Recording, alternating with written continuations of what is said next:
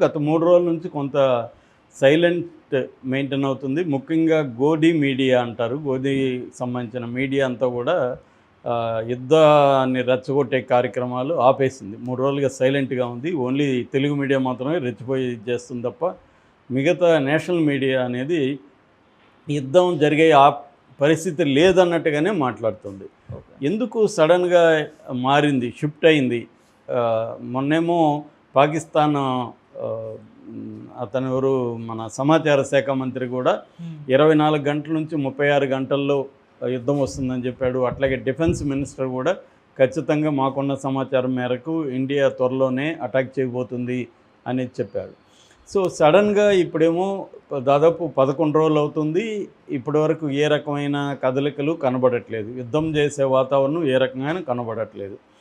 ఎందుకు ఈ పరిస్థితి వచ్చింది? పైగా చూస్తే నిన్న కాకుండా మొన్న దిగుమతుల మీద కూడా ఆంక్షలు పెట్టారు. అంతకుముందు మన ఎయిర్ స్పేస్ మీద పాకిస్తాన్ ఏవి రాకుండా ఆంక్షలు పెట్టారు. అంతకుముందు ఇంకా చాలా ఆంక్షలు పెట్టారు. మన ఇండస్ వాటర్ ట్రీటీని కూడా అబేయన్స్లో పెట్టారు. ఇవన్నీ జరిగాయి. సో ఇప్పుడు యుద్ధం వచ్చేయబోతుందని పెద్ద ఎత్తున మోడీ మీడియా రెచ్చగొట్టింది. మోడీ దుమ్ములే పాకిస్తాన్ భయపడింది.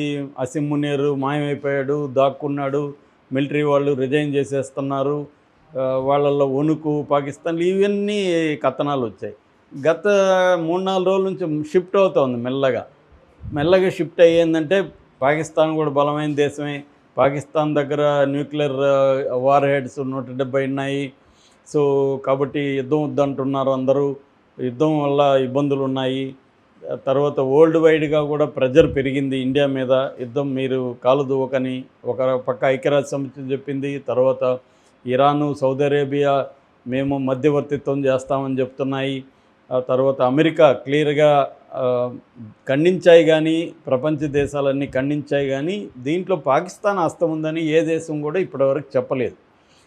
సో చెప్పకుండా నువ్వు పాకిస్తాన్ మీద అటాక్ చేస్తే, ఇప్పుడు ఇజ్రాయెల్ గాజా పరిణామాలు వేరు. హమస్ వచ్చి అటాక్ చేస్తే హమస్ అని క్లియర్గా అందరికీ తెలిసింది. హమస్ ఎక్కడుంది? పాకిస్తాన్ మన పాలస్తీనాని పరిపాలిస్తుంది. గాజా ఏరియాలో పరిపాలించేది హమస్సే. కాబట్టి హమస్ పరిపాలిస్తున్న ప్రాంతం మీద వీళ్ళు దాడి చేయడం అనేది కరెక్టే కదా అనిపించింది అక్కడ. ఇక్కడేమో టెర్రరిస్టులు వచ్చి అటాక్ చేశారు. ఆ టెర్రరిస్టులు ఎవరు అనేది ఇప్పటివరకు ఇండియన్ గవర్నమెంట్ పట్టుకోలేదు, ప్రూవ్ చేయలేదు. టెర్రరిస్టులు పాకిస్తాన్ వాళ్ళు అని ప్రూవ్ చేయలేదు.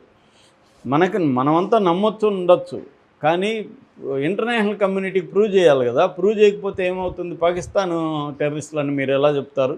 మీరు పాకిస్తాన్ భూభాగం మీద అటాక్ ఎలా చేస్తారని ఇండియా అడుగుతుంది. ఇన్వెస్టిగేషన్ ఇచ్చారు, నేషనల్ ఇన్వెస్టిగేషన్ ఏజెన్సీ, ఎన్ఐఏ అంటే.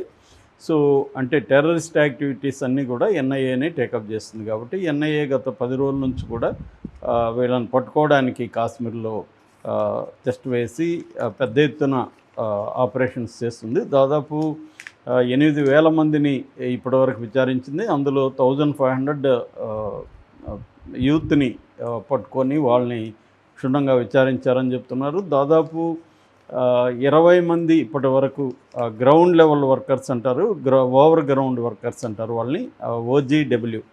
ఈ ఓవర్ గ్రౌండ్ వర్కర్స్ అంటే టెర్రరిస్టులకి ఓవర్ గ్రౌండ్ వర్కర్స్ నెట్వర్క్ ఉంటుంది కాశ్మీర్లో. వీళ్ళు టెర్రరిస్టులకి హెల్ప్ చేస్తుంటారు. వీళ్ళు బయట నార్మల్గా టీచర్స్ గానో షాప్ ఓనర్స్ గానో ఏదో ఒక పనులు చేసుకుంటూ నార్మల్ పీపుల్ లాగే ఉంటారు.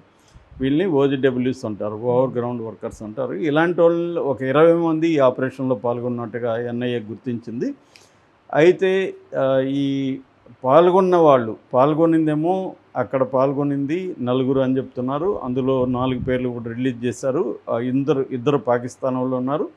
హషీమ్ మోసా అలియాస్ సులేమాన్, అతను నెంబర్ 1. అతను మిలిటరీలో కూడా పనిచేస్తాడు, స్పెషల్ ఫోర్సెస్లో అతను ఉన్నాడని చెప్తున్నారు. రెండవది అలీబాయ్ అలియాస్ తలహాబాయ్. ఈ అలీబాయ్ తలహాబాయ్ కూడా పాకిస్తాన్ టెర్రరిస్టు. వీళ్ళు కాకుండా కాశ్మీర్ టెర్రరిస్టులు, కాశ్మీర్లో ఉంటున్న టెర్రరిస్టులు ఎవరు అంటే అదిల్ తోకర్ అండ్ ఆసిఫ్ ఫౌజీ, వీళ్ళిద్దరు. ఈ 4 పేర్లు కూడా అనౌన్స్ చేశారు. వీళ్ళు కాకుండా వీళ్ళకి వెనుక తట్టుగా బ్యాకప్గా ఇంకొక 3 ఉన్నారు. మొత్తం 7 మంది గ్రూపు దీన్ని అటాక్ చేశారు. ఆల్రెడీ 4 ఏరియాలని వాళ్ళు ఐడెంటిఫై చేసి 4ని రెక్కి చేశారు. అందులో ఇది బెటర్గా ఉందని వాళ్ళు అనుకున్నారు. ఎందుకంటే పెహల్గాం నుంచి ఇది 5 కిలోమీటర్ల దూరంలో ఉంటుంది. పెహల్గాం నుంచి ఏ రకమైన రోడ్డు మార్గం కానీ ఇంకోటి కానీ లేదు. కేవలం నడిచి రావాలి, లేదా పోనీ అనే పొట్టి గుర్రాల మీద ఎక్కి రావాలి. సో కాబట్టి ఇక్కడ అటాక్ చేస్తే కూల్గా మన టైం ఉంటుంది, కూల్గా అటాక్ చేసుకోవచ్చు, అటాక్ చేసి కూడా రిట్రీట్ అయిపోవచ్చు అనేది వాళ్ళు అనుకున్నారు. అది నిజం కూడా అయింది. దాదాపు 1 అవర్ వరకు అక్కడికి ఎవరు రాలేదు. జరిగిన 1 అవర్ వరకు కూడా ఎటువంటి సాయుధ ఫోర్స్ అనేది అక్కడికి రాలేదు. కాబట్టి మామూలుగా ఏంటంటే ఎప్పుడు అటాక్స్ ఇట్లాంటి మిలిటరీ లెవెల్ అటాక్స్ అంటాం. మావోయిస్టులు కానీ లేకపోతే టెర్రరిస్టులు కానీ అటాక్స్ వెరీ ఆర్గనైజ్డ్గా ఉంటాయి. ఒక రకంగా మిలిటరీ పద్ధతుల్లోనే వీళ్ళు అటాక్స్ చేస్తారు. ఒక అసాల్ట్ టీం ఉంటుంది, డిఫెన్స్ టీం ఉంటుంది, దానికి సంబంధించి ప్రొటెక్షన్ కోసం అంటే ఇతర పనుల కోసం కూడా పెట్టుకుంటారు. సో ఇక్కడ 4 పార్టిసిపేట్ చేశారంటే ఖచ్చితంగా వీళ్ళ వెనక అక్కడే ఆ అడవిలో ఒక 4-5 ఉండే అవకాశం ఉంది. ఎందుకంటే ఫుడ్డు వీళ్ళకి, ఆ తర్వాత ఫస్ట్ ఎయిడ్ కిట్టు, వీళ్ళకి ఏమన్నా గాయాలైతే ఫస్ట్ ఎయిడ్ కిట్టు ఇట్లాంటివి ఉంటుంది. తర్వాత అక్కడ పైలట్ కూడా ఉంటారు. పైలట్ అంటే రిట్రీట్లో వెళ్ళాలంటే అక్కడ లోకల్గా ఆ ఏరియా మీద పట్టున్న ఒకతను కూడా పెట్టుకుంటారు. ఇండియాని అడుగుతాయి వేరే దేశాలు. అట్లాగే రివర్స్లో అక్కడ బెలూచిస్తాన్ ఆర్మీకి బెలూచిస్తాన్ లిబరేషన్ ఆర్మీ BLA, ఆ BLAకి ఇండియన్ గవర్నమెంట్ హెల్ప్ చేస్తుంది అనేది పాకిస్తాన్ చెప్తుంది. అంటే అక్కడ పాకిస్తాన్లో టెర్రరిస్టులకేమో ఇండియా సపోర్ట్ చేస్తుంది, ఇండియాలో టెర్రరిస్టులు పాకిస్తాన్ సపోర్ట్ చేస్తుంది అనేది పరస్పర ఆరోపణలు. సో ఇవి ప్రూవ్ కాకుండా యుద్ధం అనేది జరిగితే ఒకసారి ఒక స్టెప్ వేస్తే వెనక్కి తీసుకోలేదు. ఒకసారి స్టెప్ వేస్తే వాళ్ళు ఇంకోటి చేస్తారు, వాళ్ళు చేసినప్పుడు మనం ఇంకోటి చేస్తాం. ఇలాగ అది ఎస్కలేటర్ ల్యాడర్లో పెరుక్కుంటూ వెళ్తుంది. అందుకని ఇప్పుడు మోడీ మీద ఉన్న ఆప్షన్స్ మెల్లమెల్లగా తగ్గిపోతూ ఉన్నాయి. మరోపక్క పాకిస్తానులో కానీ మీడియా చూస్తే మనం సోషల్ మీడియా విపరీతమైన మీమ్స్, జోక్స్ వేస్తున్నారు ఇండియన్ మీడియా మీద, ఇండియన్ మిలిటరీ దీని మీద అంతా. ఎందుకు వేస్తున్నారు? మరి వాళ్ళు భయపడాలి కదా, అదేం భయపడట్లా వాళ్ళు. ఎందుకంటే వాళ్ళు ఆల్రెడీ దరిద్రంలో ఉన్నారు, ఆల్రెడీ అట్టడుగున వాళ్ళ ఎకనామీ ఉంది, ఆర్థిక పరిస్థితులు దారుణంగా ఉన్నాయి. ఇంకో కొత్తగా వచ్చి మేమేం రాబోతాం, మీకు కదా ఎక్కువ నష్టం, మీది డెవలపింగ్ కంట్రీ, మీరు 3వ ప్లేస్లోకి వెళ్ళాలనుకుంటున్నారు 5వ ప్లేస్ నుంచి ఆర్థిక వ్యవస్థలో. మీకు ఇప్పుడు యుద్ధం అనేది మీకు ఎక్కువ నష్టం చేస్తున్నాం, మాకేం చేస్తుంది, మేము కూడా ఫైట్ చేస్తాము. మీరు ఎట్లాగూ పెద్ద యుద్ధం అయితే చేయరు, ఎందుకంటే మా దగ్గర న్యూక్లియర్ వెపన్స్ ఉన్నాయి, మా దగ్గర మేము నో ఫస్ట్ పాలసీ అనేది మాకు లేదు, మీకుంది. అంటే ఫస్ట్ న్యూక్లియర్ వెపన్ వేయకూడదని ఇండియాకు ఉంది కానీ పాకిస్తాన్కి లేదు. పాకిస్తానే ఫస్ట్ వేస్తుంది. సో వాళ్ళ దగ్గర ఉన్న వేస్తే మళ్ళీ మనం కూడా వేయచ్చు, అది వేరే విషయం. కానీ ఫస్ట్ వేస్తే ముందు నష్టపోయేది మనం కదా.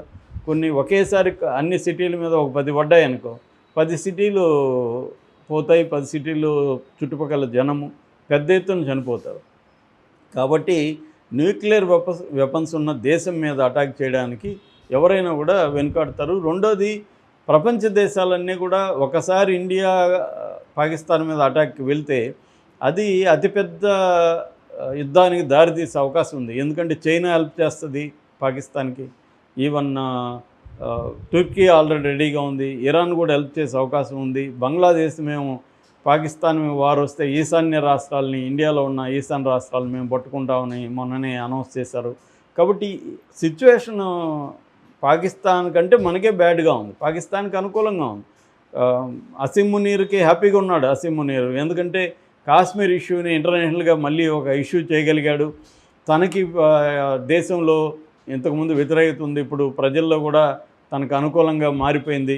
ఈవెన్ ఇమ్రాన్ ఖాన్ కూడా తనకు సపోర్ట్గా మాట్లాడాడు, తన బద్ధశత్రువు.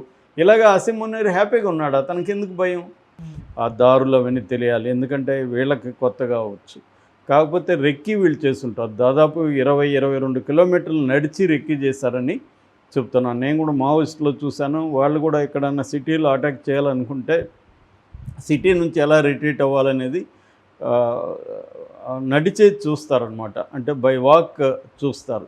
దానివల్ల ఏమవుతుందంటే టెర్రైన్ మీద మనకు మంచి పట్టు ఉంటుంది. సో అలాగే వీళ్ళు కూడా ఒక 22 కిలోమీటర్లు నడిచి ఇక్కడికి వచ్చారని, మొత్తం ఒక వారం నుంచి ఇక్కడే ఈ ఏరియాలో తిరుగుతున్నారనేది వాళ్ళు.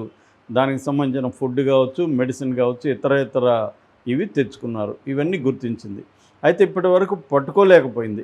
పట్టుకోలేకపోవడానికి ప్రధాన కారణం ఏంటంటే అక్కడ టెర్రైన్ అంటే ఆ ప్రాంతం అనేది దట్టమైన అడవితో కూడుకుంది. ముఖ్యంగా పిర్పంజల్ రేంజ్ ఫారెస్ట్ అంటారు దాన్ని కాశ్మీర్లో. పిర్పంజల్ రేంజ్ ఫారెస్ట్ వచ్చి ఒక దుర్గమమైన అరణ్యం.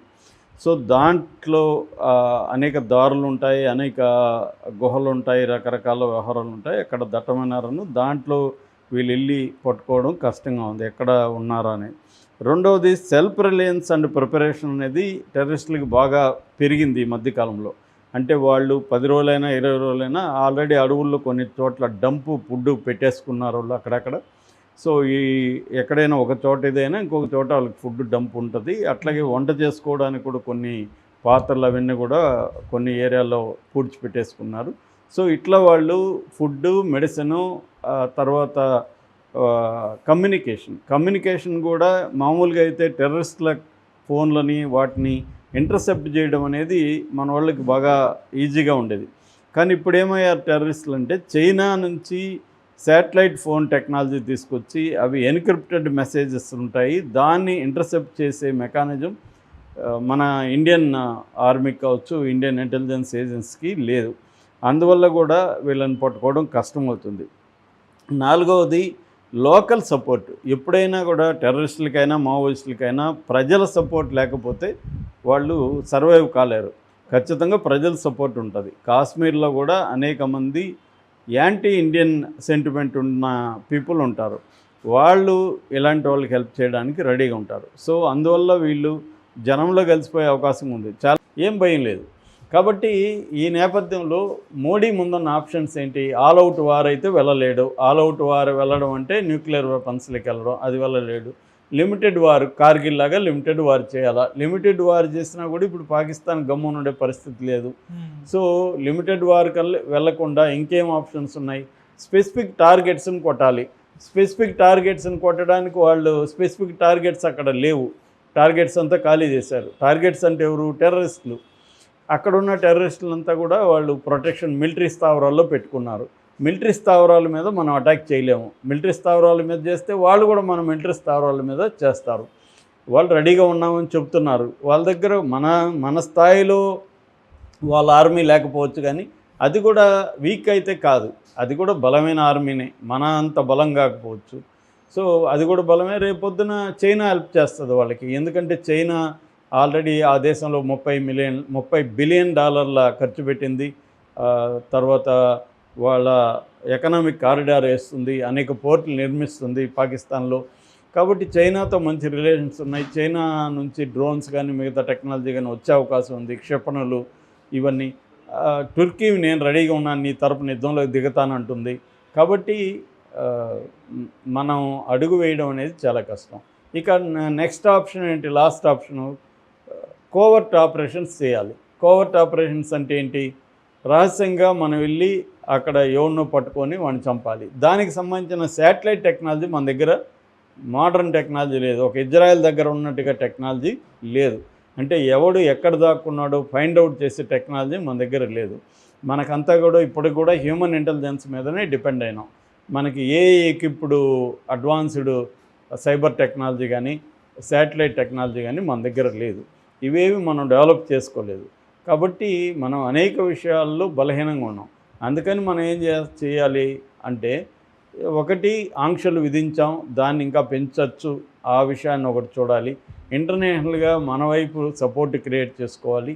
మూడోది అక్కడున్న రెబల్ గ్రూప్స్, టీటీపీ కానీ లేకపోతే బిఎల్ఏ కానీ, ఆ గ్రూప్స్కి మనం ఇండైరెక్ట్గా సపోర్ట్ చేయడం ద్వారా పాకిస్తాన్ని బలహీనపరచడం అనే కార్యక్రమం చేయాలి. కాకపోతే అవి చేస్తే మనం చెప్పుకోలేం, మేమే చేసినాం, మేము చేయలేదని చెప్పుకోవాలి.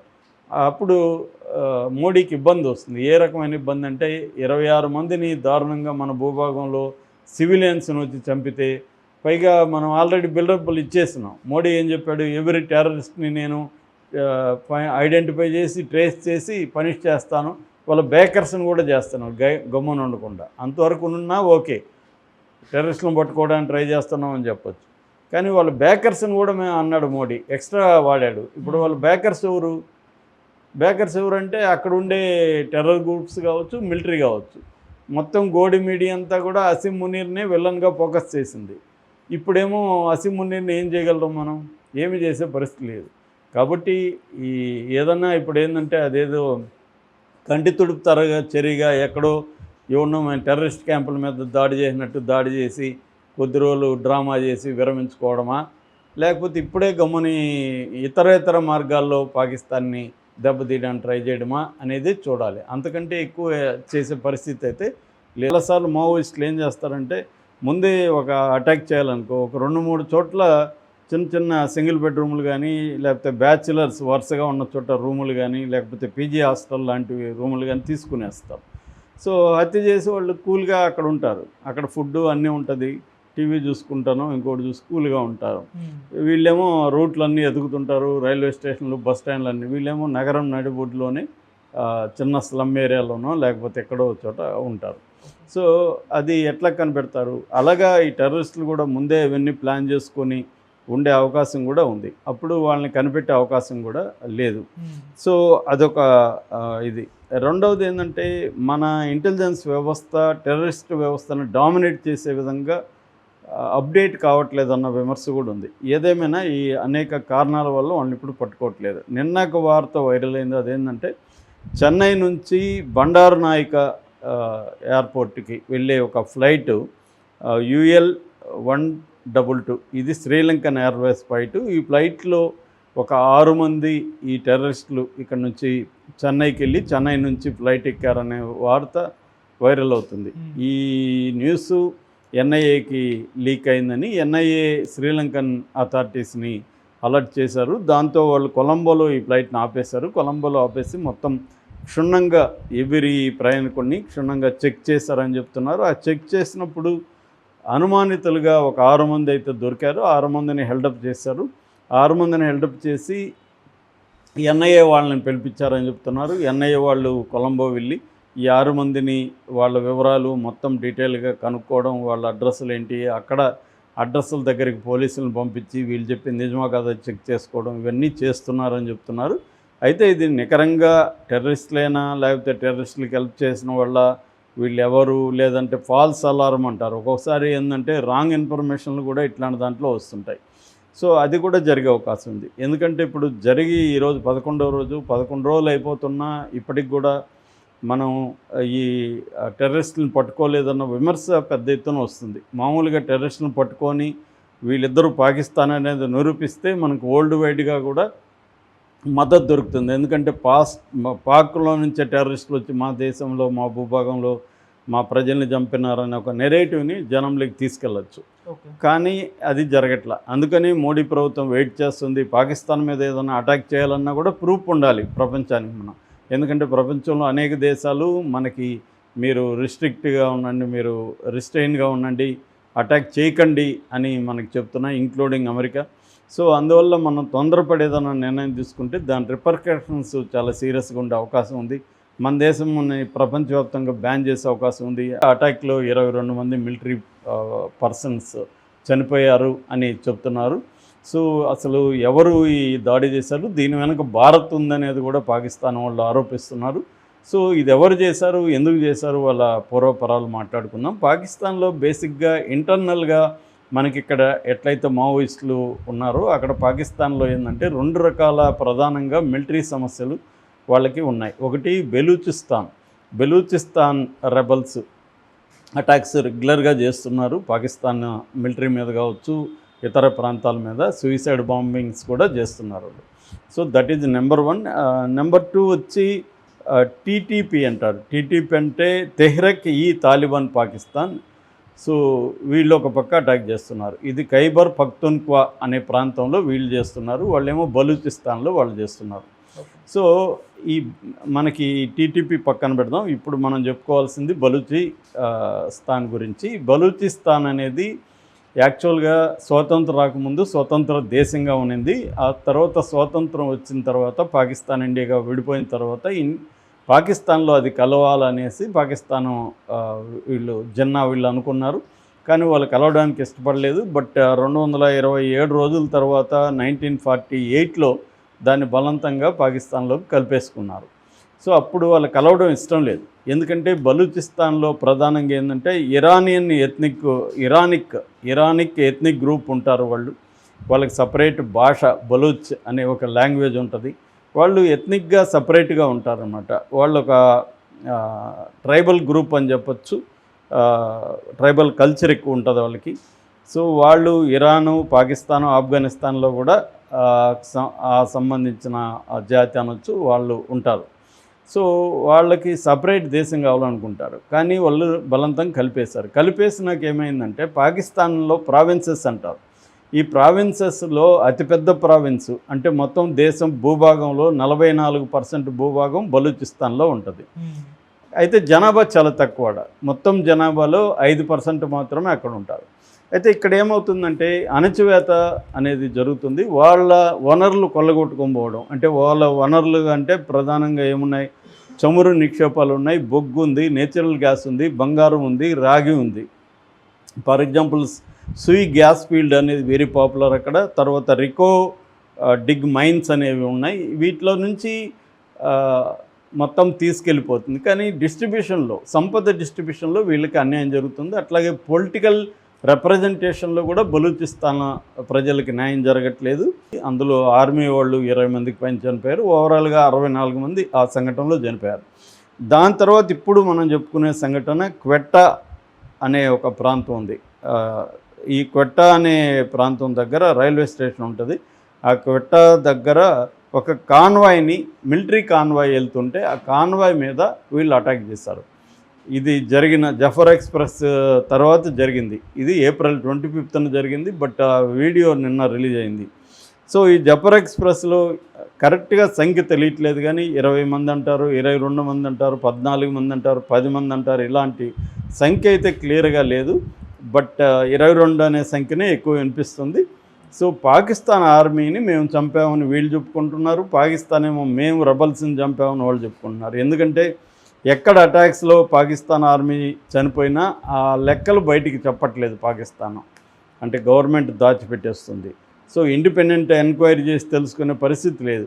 అందుకని 2 వెర్షన్సే ఉంటాయి. ఒకటి బలూచిస్తాన్ ఆర్మీ వెర్షన్, రెండోది పాకిస్తాన్ ఆర్మీ వెర్షన్. ఈ రెండే మనకు కనబడుతుంటాయి.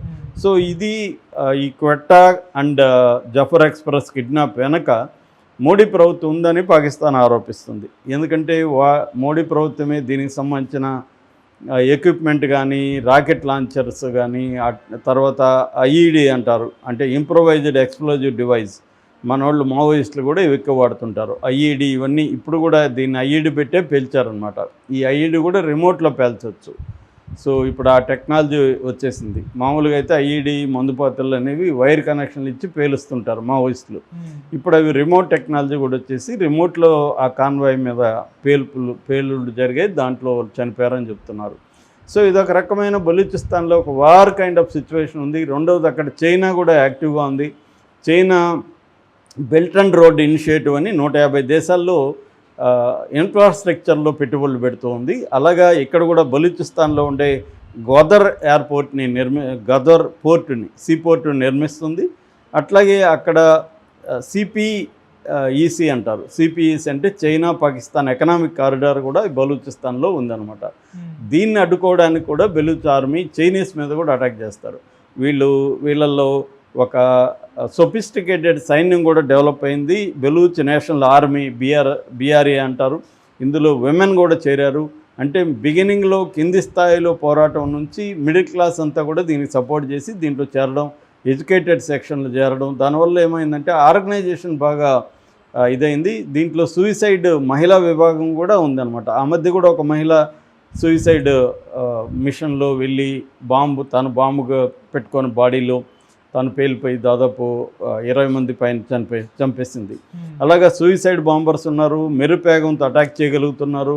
సో అంటే వాళ్ళకి ఏంటంటే లిటరసీ లోయెస్ట్ ఉంది, హై ఇన్ఫ్లేషన్ ఉంది, ఇన్ఫాంట్ అండ్ మెటర్నల్ అంటే తల్లులు పిల్లలు చనిపోయే రేటు కూడా అక్కడ చాలా ఎక్కువ ఉంది. అట్లాగే వాళ్ళ లాంగ్వేజ్ని తొక్కిపెట్టేస్తున్నారు, వాళ్ళ కల్చర్ని తొక్కేస్తున్నారు, హ్యూమన్ రైట్స్ లేవు.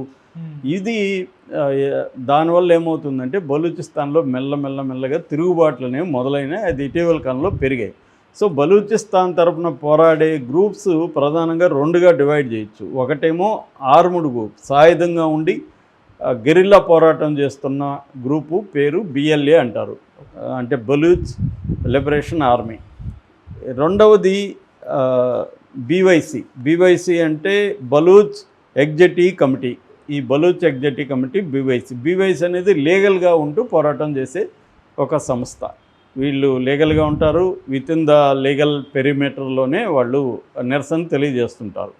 ఈ రెండు రకాల పోరాటాలు అక్కడ జరుగుతున్నాయి. అయితే పాకిస్తాన్ ఆర్మీగా ఏం చేస్తుందంటే ఈ రెండు పోరాటాలను కూడా ఉక్కుపాదంతో అణిచివేస్తుంది. అంటే దాదాపు ఇప్పటి వరకు 5228 మంది మిస్సింగ్ ఉన్నారు, బలూచిస్తాన్లో మాయమైపోయారు.